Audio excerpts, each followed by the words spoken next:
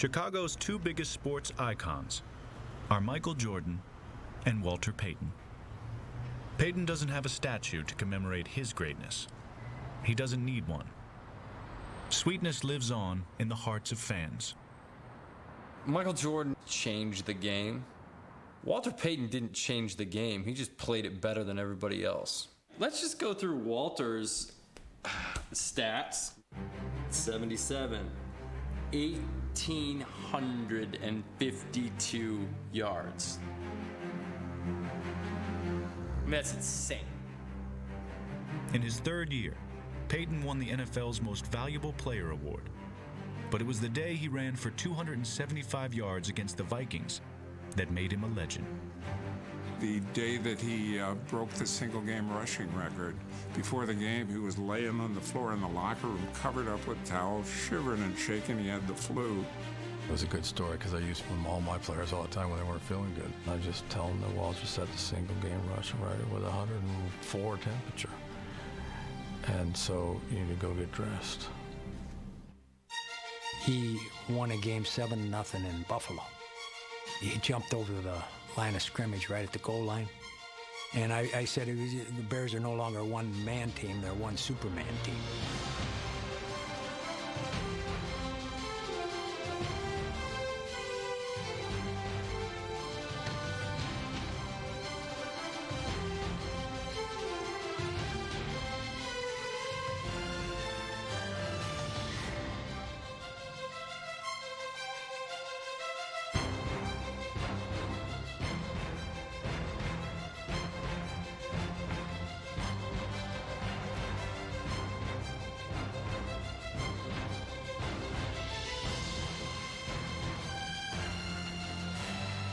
I do think he's the most complete back that I've ever seen. Taught himself how to be a really good receiver. He wasn't when he came into the league, but he got better at it.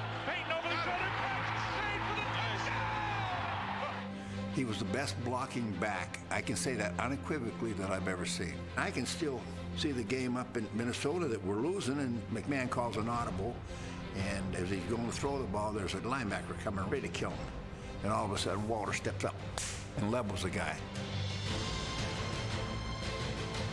Vikings coming on a blitz, throws it deep down the middle. Willie goes, his end zone, makes the over-the-shoulder catch to the 30, to the 25, 20, 15, 10, 5, touchdown!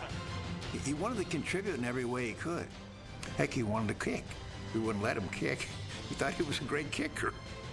Payton did attempt one punt in his career. It traveled 39 yards. Payton was far more effective returning kicks. As a rookie, he led the league in yards per kickoff return. The guy could throw a football, probably 60 yards, easy. There was a game, Walter Payton came in to play quarterback for the Bears. Not like as some joke, not as some gimmick. The guy could do everything. Kick ass, let everything hang out. Even though he only weighed 205, 210 pounds, he ran as though he weighed 350 pounds. Walter believes he gained over 1,000 extra yards over the course of his career by choosing not to step out of bounds. My style is one that I got from my college coach at Jackson State, Coach Hill. And he always taught, never die easy. He said, die hard. I fell in love with one clip. It was a run that he had against the Kansas City Chiefs. And ever since then, that's my guy.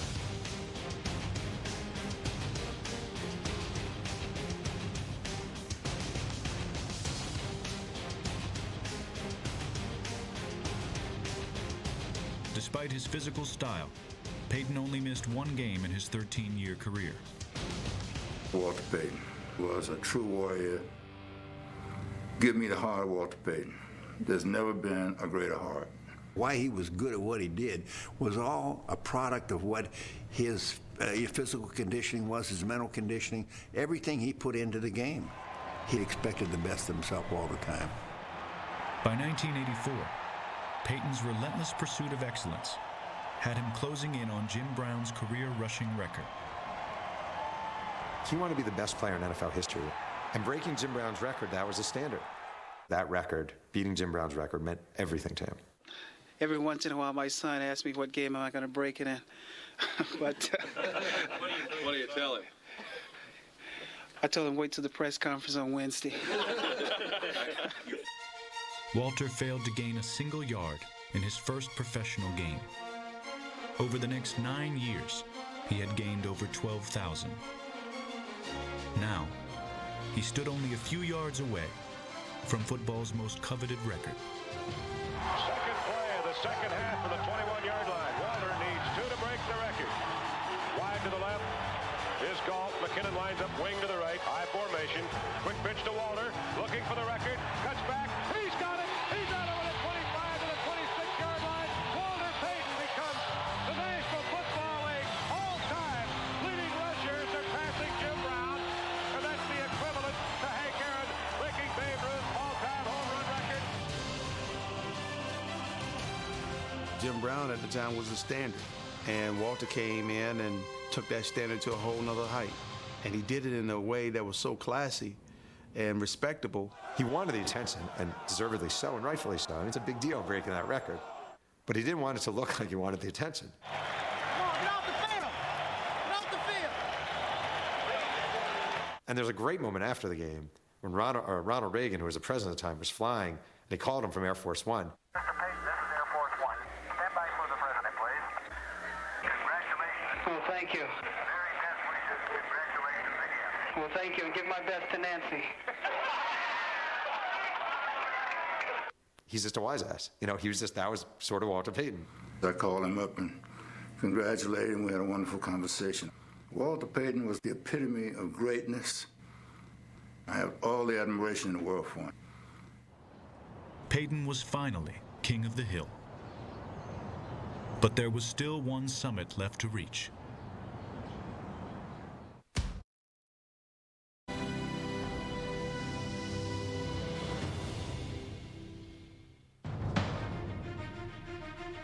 You're Walter Payton, and you've given your blood and sweat for the Chicago Bears. You're the best running back in the history of the NFL. And all of a sudden, you start having success. Fires the right side. Oh, he got it! And you have the fat rookie defensive lineman who's cute because he takes some handoffs, getting the attention. The legend continues. William Perry. You have the QB, just because he has a mohawk and some sunglasses, getting the attention. And there was definitely a part of Payton that was like, you know, really? It was not easy when you're an icon and you're a marquee player and you're being overshadowed all of a sudden with the success. A citywide epidemic, from church services to the Chicago Symphony Orchestra. He wasn't about making headlines, but then the whole league was changing. It was a whole kind of freedom and sense that we're more about the individual. Walter, as great as he was, as huge a part of that team, the biggest part of that team, he sort of became just one of the guys. From the outside, it seemed as though Walter Payton got lost in the shuffle. But he was still at the center of the '85 Bears. He was the leader. We had other leaders, but he was the leader. He was the practical joker. He's the guy that kept everybody loose. A team that was a little crazy around the edges could have easily kind of lost its focus and lost its way. And I think Payton, with the way he played, the respect he commanded in that room, and his quest to win a world championship kept the whole thing together.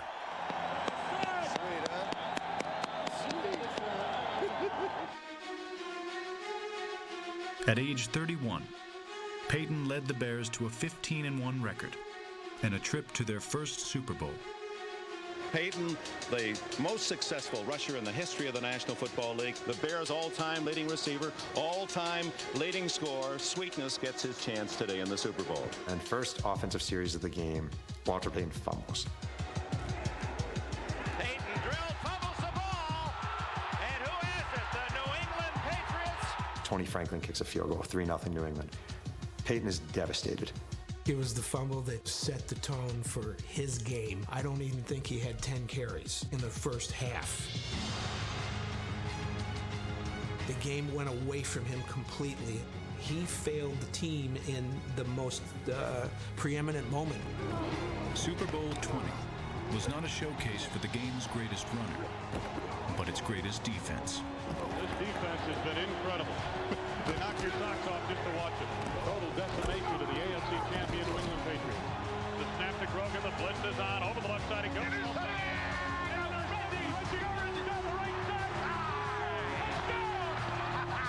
The Bears knew basically if they put their defense on the field, New England was never going to score. So you didn't need Walter Payton to rush for 150 yards. Everyone in red knew who was going to get the ball. If you go back and look at some of those plays, he's running out this way, and half the New England defense is going with him. So sure, you hand the ball to Stewie, or you make a pass over here to Gall. Oh, rainbows it deep down the right side. Willie Gall's out there. To the 50 to the 45. He's spun down. Toss to Stewie. McMahon on a keeper leaps the line to the end zone for the touchdown. It seemed like everybody on the Bears team was scoring touchdowns. I think the fans, even the Patriot fans, would want Payton to have a touchdown. Oh, you know, it is what it is. People can say, well, this and no. It was a good game plan. I'd stick by the game plan. We won the football game. We did the right things. In the Super Bowl, Payton had 22 carries. 5 times he was given the ball inside the Patriots' 10-yard line. And I wonder who's going to get the call on this 1-yard line. Walter Payton doesn't have one. They're sending in Perry.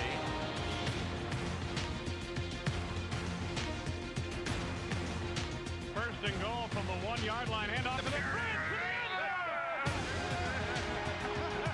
Yes, William Perry has scored on a 1-yard touchdown run in the Super Bowl. And Walter Payton, I guess they figure they got a whole quarter to go. I remember that play live distinctly in my 7-year-old mind, going like, and it was pretty awesome that it was the fridge scoring, but we were all there sort of still thinking to ourselves like, well, Walter's going to get a touchdown. Walter's going to get a touchdown. When they chose to give the ball to Perry, it was obvious that it bothered Payton a lot. And when the game was over, he was peevish. The Chicago Bears are world champions of football.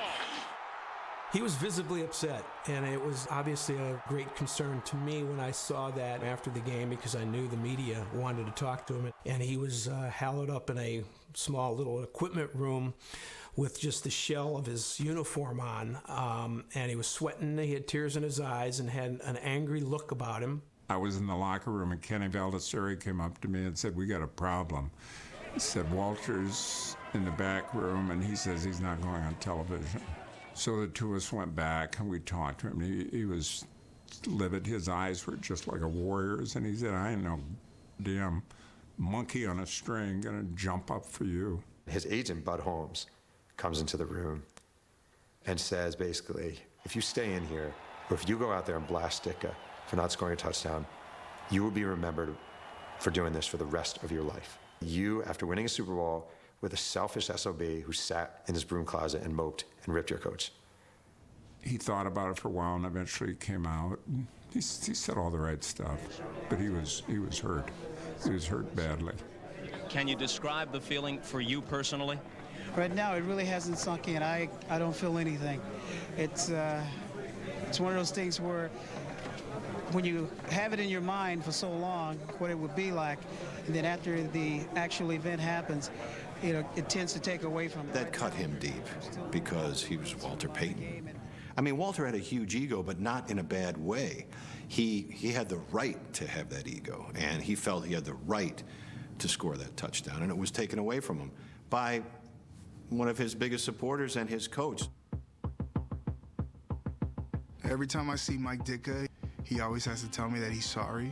Yeah, sometimes you think about it and you say, maybe Mike forgot with all that was going on, but then it's like, how do you forget? Like, one of the greatest players to ever play the game, that he's sitting on the sidelines and that he hasn't scored yet.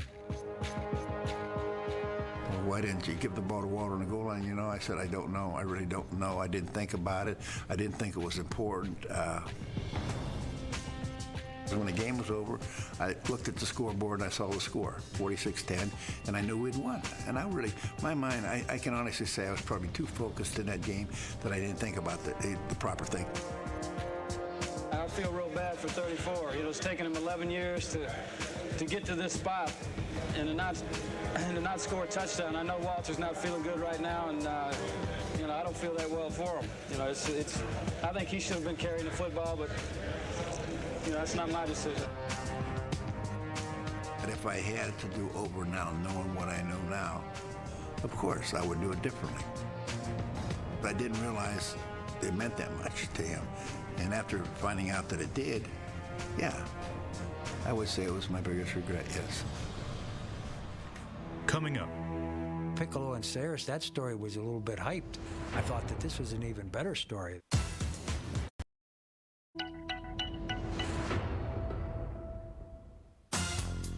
In the 1980s, there were few professional athletes as popular as Walter Payton.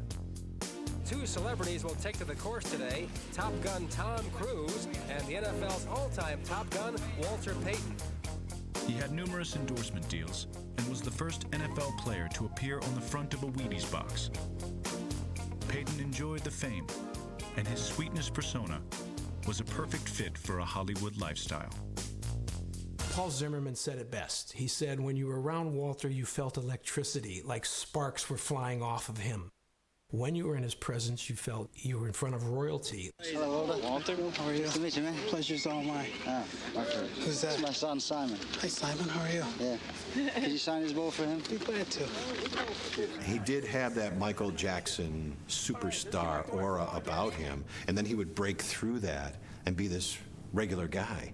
He'd get right in your face and ask you your name and about you and your kids, and he wasn't some standard line. I mean, he was genuine. Payton learned humility and respect while growing up in Columbia, Mississippi, despite being subjected to racism and segregation. He was colorblind, amazingly so. Columbia School District finally desegregated in Walter Payton's junior year of high school. They keep the white coach and they bring the teams together. It's very awkward. And the guy who starts cracking jokes and being like, blah, blah, blah, blah, blah, blah, it's all Walter Payton. Walter Payton was one of the key guys when it came to breaking down barriers. I remember when his father died, and that was a situation, if you were ever going to change your opinion about your fellow man, that would have been it. His father was arrested for drunk driving, even though he wasn't drunk. He had an aneurysm that caused him to appear drunk. They took him to a jail, and he died in the jail cell. And it was a white sheriff's deputy and a white sheriff who took him there. And there are all these people who wanted to say, if this had been a white man, would they have done it that way? Walter, he didn't play the race card. And there were civil rights leaders who wanted him and expected him to. I know it was very painful for him. It's one of the things that he really didn't talk about a whole lot. For the rest of his life, he never called Columbia his home. Whenever people would ask, he would say it was Jackson, not Columbia. Payton seemed to get along with everyone, but only let a select few get close to him. His best friend was fullback Matt Suhey. They were two guys from odd sides of the planet, but they just felt like they were connected some way. My youngest son, Scotty, was born on 3/4/94 at 10:34 in the morning, and I called him up, told him the story. I'm his godfather. It's the first things out of his mouth. And I said, oh, absolutely. I was going to ask him anyhow. It was kind of a big treat for my son, and it was kind of a thrill for him, too. Payton and Suhey's friendship was reminiscent of the one shared by former Bear backfield mates Brian Piccolo and Gale Sayers. However, Walter and Matt's story was never made into a movie. Piccolo and Sayers, I thought that story was a little bit hyped. I don't think their friendship ever reached the extent that Suhey and Payton's did. And thought that this was an even better story. I felt like my dad and him really got close because they had to be on the same page. Matt being the fullback, my dad being the running back. You'd see those two on the field sometimes and, wow, symbiotic. Matt watched my dad's back, kind of like being a bodyguard or protector. He blocked for him. He took a lot of hits, or making sure that my dad would get the glory. And Matt kind of just sat back in the background, very unselfish. There's that picture of my dad pulling down Matt Suhey's shorts. It just symbolizes their friendship. Like, I'm back here, I'm gonna joke with you a little bit, but you make sure I'm okay up there. I think that was his Christmas card in the early 90s, taking a peek into next year, which was not a great peek. but that's typical Walter. Matt was a person who he could always depend on, and I think that really showed, especially when he got sick. And the fact that Matt was asked to be the executive of his estate, I think says everything. He basically entrusted in him us. That's a huge thing. That's a huge responsibility for someone to take, and Matt did it graciously and without question, and I think we're all so thankful that he has been here for us. Even before he grew ill, Payton always made sure that his kids were raised right. There was a game when I was in high school that we played against Holy Cross, and play broke up, and I ended up taking it 60 yards. And I flipped the ball behind me and started slamming on my chest. I heard that whistle. He's on top of the press box. None of that. Jared didn't understand, and he would be mad about a lot of those things. But like he says, now I see and I can appreciate all those things Dad had me do, because it's truly shaped me into who I am now. When you look at a friendship, there's rocky points in there. You get mad at each other and then make up. My dad was truly my best friend. Not only is my dad an exceptional athlete, he's a role model. He's my biggest role model and best friend. We made a wager who would be the first one to break down in tears. And after hearing my son get up here and talk, I don't care if I lose the bet.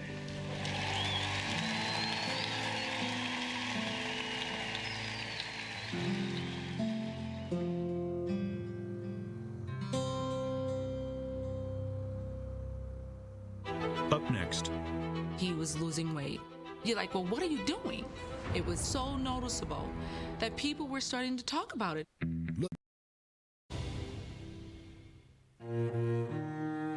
In 1987, Walter Payton retired as a player to pursue his dream of becoming the NFL's first minority owner. But before his final exit, Sweetness wanted to leave the game with an enduring image. He set it up. He went off and sat by himself and kind of staged that look. Here was his last moment that he would be seen in a uniform, and I think that there was some degree of wanting to do that by himself. He wanted to be cast as being reflective about what he had just accomplished in a great career. Like he did as a player, Payton committed himself fully to becoming an owner, hoping to prove he was more than just a figurehead. That makes it official, folks. I'm black and I'm proud of it. I'm here because I have something to offer, not because I'm black. When I look at people, I don't look at colors. I look at people that I can work with, and that's the way I like for people to look at me. The whole thing falls apart, just falls apart. Not his fault at all. The egos within the ownership group, money issues, and they gave the first franchise to Carolina. They gave the second franchise to Jacksonville. And Jacksonville, one of their owners was Deron Cherry, African-American former NFL player. I think that broke his heart. I really, really, really do. Faced with the harsh reality of a life without football, Payton became depressed. He immersed himself in his favorite hobbies as he tried to figure out the next phase of his life. I know he went up and got a couple caribou out in the Arctic. This was nice. This was, hey, it's the biggest thing I ever had. He got into racing cars and all of these crazy things, I think, just trying to fill that void. Personally, I don't know if it was ever filled. The last 10 years of his life was a very, very sort of sad time for him. And I think he never found who he was. Filling the void football left wasn't Payton's only struggle. He and his wife were drifting apart. Was he a good husband? By conventional standards, certainly not. He provided for his family, but he wasn't very faithful. When I heard talks of relationships up and went, well, no, I wasn't surprised. I mean, no, I mean, it wasn't. Hurtful. I thought it was just being not sure about the next phase of his life and what to do. The challenge in their marriage was football meant that he stayed here in Chicago a lot, but once that ended, there were so many other things out there that he was trying, and he was gone a lot. She, in some ways, became a single parent. We had this really good day, and after he left the house and called back, and he goes, "There's something on your desk for you," and I'm like, "Oh, okay." Well, of course, it had been such a good day. You could have knocked me over. I mean, and then my heart just kind of fell to the floor when I walked in, and it was divorce papers. And I just thought it was one of those things where, eventually, he would figure it out and he would be back home. For the last 10 years of his life, they didn't really live together. He would come and go from the house. I don't think being Connie Payton was a specifically easy thing to be. Payton wasn't perfect, and he was also, contrary to public perception, not indestructible. The toughest runner the NFL had ever seen had a rare liver disease. In 1998, he was losing weight. I probably would have paid more attention, but he wasn't around for me to really notice. But when we would do things with the kids, we were at sporting events, you're like, well, what are you doing? When he broke the news to me, and of course, it was very hard, and I started crying, but like he said, you know what? I'm going to tackle this like I do everything else. I'm going to give it all I got. He didn't want to announce that he was sick. He didn't want it to come out. But he was losing weight and losing weight and losing weight, and he had very jaundiced eyes. And Jarrett, his son, was announcing where he was going to college. They held a press conference at the high school where Jarrett went. He can play whatever you want to play. He can play running back or... It was so noticeable that people were starting to talk about it and whisper about it. And our reporter on the scene said, yeah, I talked to Walter. He said he overtrained for the marathon. And so I said on the air, he looks like Gandhi. I bet I could take him. Walter also had no control over media rumors about possible HIV, hepatitis, alcohol, or drug problems. The big rumor was that he had AIDS. It was all over the place. Walter Payton has AIDS. Look at him. He has AIDS. He was gay, and that he had AIDS. It got to the point where some people were saying some pretty negative remarks about it, and I think that's when, as a family, and he said, we're going to have to come out with this. Walter has a rare liver disease, and it's called primary sclerosing cholangitis. Or it's known as PSC. The cause of the disease is unknown. Are you scared over this? Am I scared? Hell yeah, I'm scared. Wouldn't you be scared? But what can you do? As a fan, you see those athletes as gods in a way, right? I remember when that happened, I went, oh, wow. I was like, my hero is a human being. And that's a really weird thing. He's Superman, I just felt like he was going to be okay. He was going to pull through this. And I probably prayed for him more than anybody because I love the guy. Not even met him before, but he was so inspirational. He's probably one of the toughest human beings I've been around, to the ability to take physical pain. And it was tough. I don't say that lightly either. It certainly brought him down. To the people that really care about me,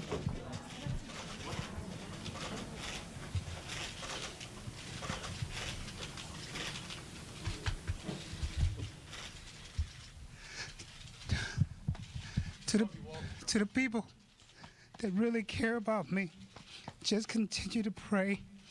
And for those who are going to say what they want to say, may God be with you also.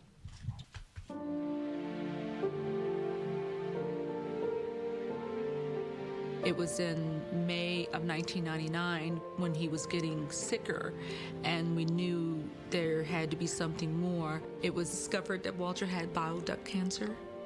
And then he came home, and we took care of him, and I was happy to take care of him. And I still loved him, and, the kid's father, and they loved him, and we were going to be, as Jared said, a team. And if he ever needed a team, he needed a team then. And I think he had a good team in all of us. I try to get out there, at least 3-4 times a week. And when I would drive by, I'd look up, and he would give me the finger, the one finger salute. And I think it was just kind of say, hey, thanks. I'll see you tomorrow. We'll see you, whatever. When my dad got sick, he was always there for him. And, my dad always needed somebody to lean on. So who better to lean on than your fullback who watched out for you most of your career? About a month before he died, and Walter put his arm around Matt and thanked him for being such a good friend. And he says, Matt, this is going to be another Bryant song. The only difference is the brother dies in this movie.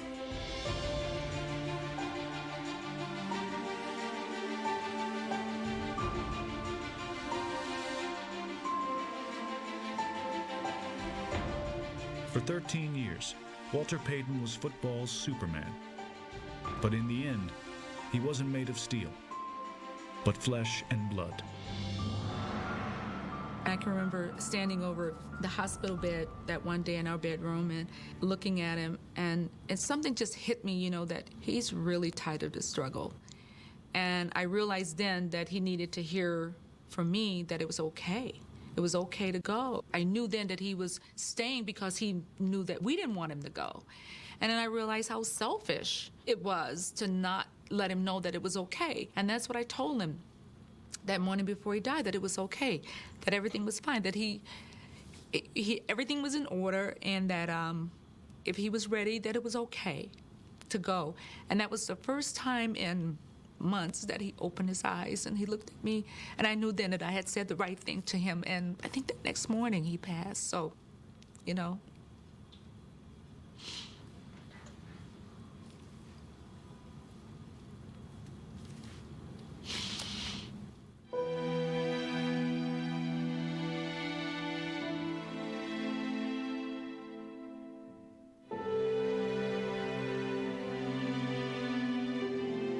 What was the scene like in Chicago after he had passed? Pretty tough. I mean, he really... Go take a break.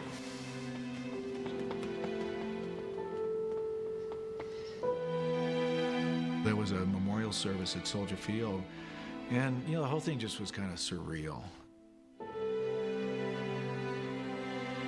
I got a little girl, she's 4 years old. 10 years from now, when she asks me about the Chicago Bears, I'll tell her about a championship, and I'll tell her about great teams, and great teammates, and great coaches, and how great it was to be a part of it.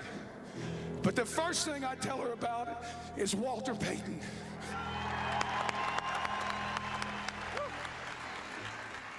It's a pot pie. I didn't know KFC had pot pie.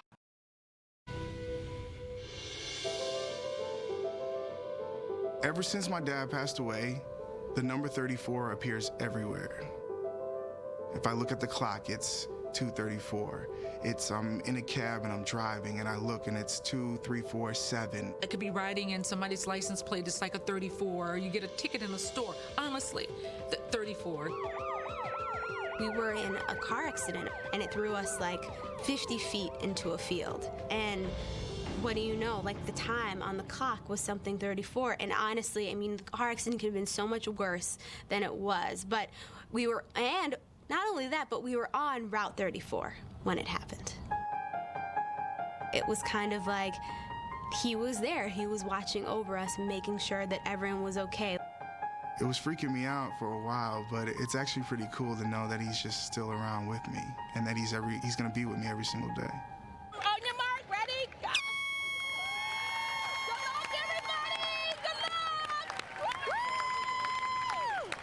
The Payton family is constantly reminded of the number and the man who wore it. Moved out to California like 35 years ago, but I can't leave him.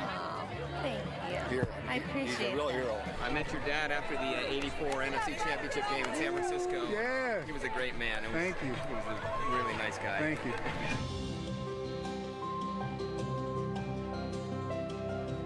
you. Nearly a quarter century has passed since the man called Sweetness retired. Yet he has left an indelible mark on the game, its fans, and a generation of runners who had yet to be born when he played. And he's been my favorite player ever since I was about 8 years old, and that's just my guy. You know, I mean, I'm just so intrigued by him. I was just thinking of a nickname that I wanted to be known by. I thought a little Sweetness. I went to the tattoo shop, and the guy did it for me. The significance for me is that, you know, I'm his little protege. I got a little Sweetness, 34, and I got Rest in Peace, Walter Payton, and I got a W and the Superman logo. It hurts that I'll never get to meet him, but I feel like if he knows how much I admire him, he'll be with me. There's never going to be anybody that compared to Walter Payton. Emmitt Smith has eclipsed Walter Payton as the NFL's all-time rushing leader. And somewhere Epaphroditus is smiling. Without Peyton doing what he had done in the National Football League and representing all that he represents, he wouldn't have gave a young man like myself a dream or something to shoot after, and not only that, but something to marvel after, and a person to look up to and try to emulate in every way possible. One of my best friends, we just got into a massive argument over who the greatest running back of all time was.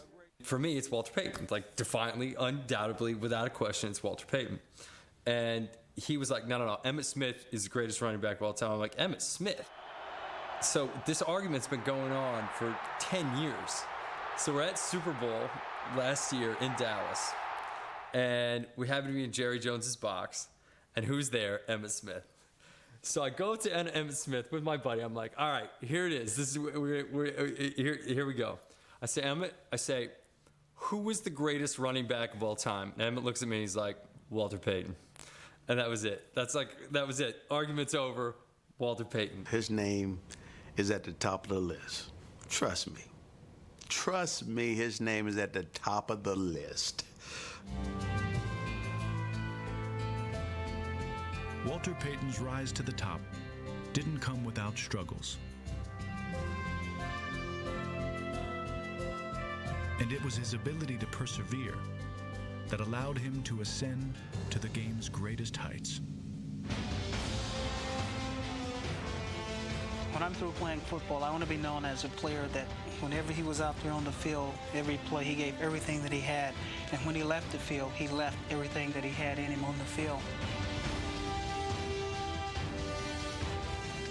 What people will remember about Peyton, what a generation of players coming up used as inspiration from Peyton, was just the honesty of his effort. The way he attacked the game, what he demanded from himself, the way he prepared for the game, what he was willing to sacrifice and give in the pursuit of winning. I think that's kind of his coat of arms.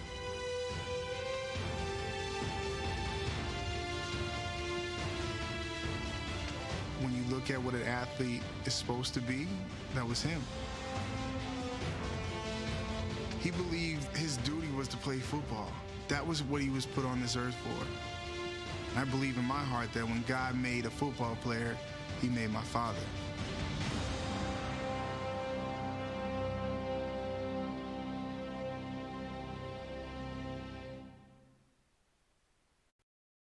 Once in a lifetime experiences.